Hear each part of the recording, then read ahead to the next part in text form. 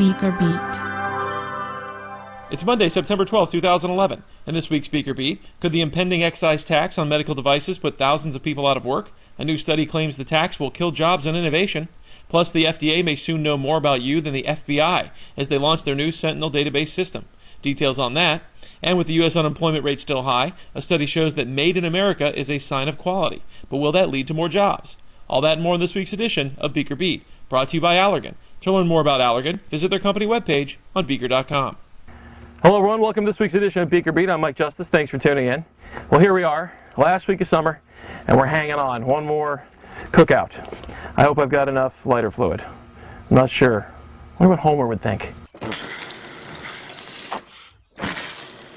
I'm not sure if I have enough, but we'll try it out. Anyway, here's this week's top story. An excise on medical devices, set to go into effect in 2013, could put more than 43,000 U.S. jobs at risk. That's according to a new study. The proposed 2.3% medical device excise tax could cost the industry $2.67 billion in additional annual taxes and cut almost 11% of jobs by all but forcing medical device companies to move production offshore to avoid higher taxes. Stephen Ubble, president and CEO of AdvaMed, said, quote, "It's important for Washington to understand the device tax is counterproductive to economic growth and the shared aim of putting more Americans to work."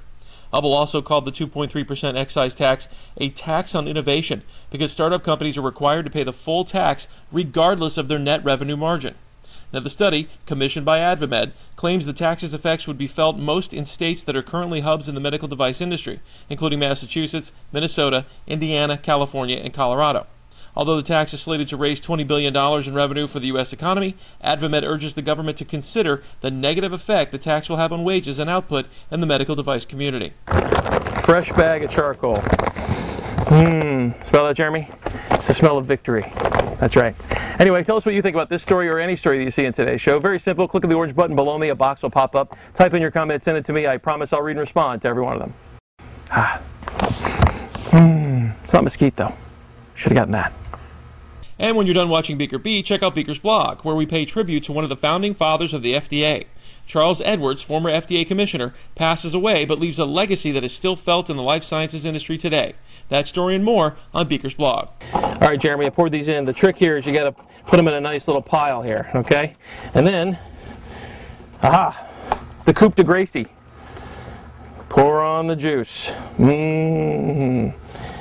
Because, you know, I didn't get the self-starter stuff, and I don't feel like fooling around with kindling, which is really what you should be doing, but I'm kind of lazy. Say when, Jeremy.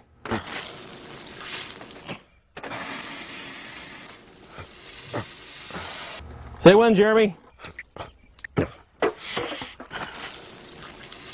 When, Jeremy?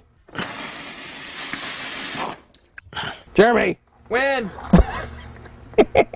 The FDA continues its push into the digital age with the launch of its Mini Sentinel pilot project. It's the first step toward a national electronic system that will transform the FDA's ability to track the safety of drugs, vaccines, biologics, and medical devices. The Mini Sentinel pilot project, which is now up and running, will eventually lead to the larger, fully operational Sentinel system.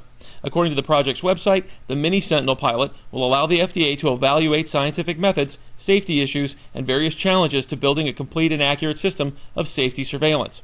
The pilot project database took 2 years to develop, includes data on nearly 100 million patients, 2.9 billion prescription drug dispensings, and 2.4 billion unique medical encounters, such as hospital stays, etc. All right, so what I'm holding here in my hand is what separates us from all the animals in the ocean. Matches, the ability to make fire. It's a pretty cool old tin, right? It's my grandmother's, although her name was not Flossie. Hope she didn't steal it. All right, we're gonna get this thing started. Oh, light, fire, fire. Dendreon was once considered a shining star, a home run, a can't-miss company on the rise. Now they're just trying to survive. Dendreon announced a corporate restructuring plan featuring big cost and job cuts at the formerly fast-growing biotech. The embattled biopharma is slashing payroll by 25%, or about 500 jobs, including the COO, Hans Bishop. The company suffered disappointing sales of its prostate cancer therapy Provenge, causing its stock price to drop about 70%. The company had bulked up its workforce and manufacturing capacity quickly in recent years in anticipation of Provenge being a hit with patients and doctors. But the price tag at $93,000 caused many physicians to not prescribe the treatment to patients. That's according to Dendreon. Another step they took, Dendreon terminated its Provenge contract with GlaxoSmithKline. The pharma giant would have provided the cancer vaccine's antigen through 2015. Sanofi's Genzyme unit has failed to ship its rare disease drug Fabrazyme, despite telling doctors and patients the shipment would be sent in August. Genzyme apologized in letters, recently made public by U.S. drug regulators, sent to healthcare providers and Fabry disease sufferers for, quote, any confusion and disruption caused by the delay. The company blames, quote, an unexpected delay related to our quality release process, end quote. The regulators also released letters in July promising to ship the August allocations on time. Genzyme has been working to recover from severe shortages of the drug caused by a viral plant contamination in 2009. Johnson & Johnson faces safety questions from an FDA advisory committee about its surgical mesh product, which is now the subject of some 500 patient lawsuits. The device, which was cleared under the agency's 510K process, is inserted vaginally to treat pelvic organs that bulge or prolapse. About 75,000 women a year have them implanted. Merck is moving to Husker Nation. The company has completed its expansion and renovation of an Elkhorn, Nebraska animal vaccine plant and will begin transferring researchers from its Delaware site to the updated facility. Merck has spent $13.5 million renovating the plant, adding a high-speed vaccine vial filling line and disinfection chambers. It was quite the week for the anti-clotting drug Xarelto. First, in an agency review, the FDA claimed that Bayer and Johnson & Johnson had offered insufficient data on safety as well as efficacy for preventing strokes among atrial fibrillation patients. The review urged an advisory committee to make researchers do another study, and that news sent shares of Bayer down 12% instantly. It looked like a serious blow for a drug that was widely regarded as a probable blockbuster. Then came the advisory committee's decision to back approval of Xarelto by a 9-2 margin. Clearly, they saw the evidence differently, and as you know, the FDA often follows the recommendations of the panels. A final decision on the approval is expected by November. Okay, so we have the meat, the beautiful meat, white hot coals. Here we go. Time to grill, Jeremy. I can hear you salivating already. Is that you? You gotta pick up your tongue. We're shooting a show here. It's ridiculous. Waltham, Massachusetts-based PerkinElmer is at it again, this time buying up Caliper Life Sciences for $600 million. PerkinElmer has been on an acquisition spree. This is the 7th deal so far this year. Caliper provides imaging and detection services for life sciences research, diagnostics, and environmental markets, and this deal complements PerkinElmer's existing lineup. Sanofi announced plans to increase earnings by more than 5% annually and trim costs by $2.8 billion in the next 4 years. France's biggest drug maker also said it will increase the percentage of profit it pays out in dividends. Recently acquired Genzyme will account for $700 million of the planned cuts, thanks to the integration of its oncology unit with Sanofi's, combining R&D in Boston, and shared support functions. All right, these burgers are just about done, and so is the show. Time for our final story of the week.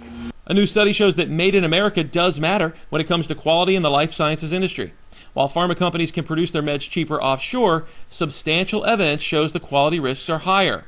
That's according to recent research found in the Journal of Operations Management that examines big U.S.-based multinationals and established plants owned and managed by them.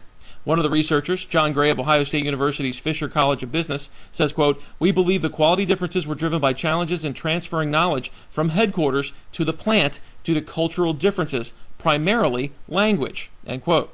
They focused on comparing quality risk in similar drug-producing plants in Puerto Rico and the continental U.S. Although the study was restricted to a U.S.-Puerto Rico comparison, Gray considers it fair to extend the general results globally. Puerto Rico is geographically close to the U.S. and has long been a popular location for pharma manufacturing. He expects the results of a study like his would be similar, perhaps worse, if done in China, India, or other distant offshore locations. Well, hopefully you'll enjoy your final barbecue of the summer like we are today. That's it for this week's edition of BeakerBeat. I'm Mike Justice. Thanks for tuning in. We'll see you next week. I'm going to enjoy this hamburger before the flies get to it. Hey, who said you could eat? You're the cameraman. You got to wait for me to get done. Get back over there. It's been 2 years. You don't know this already?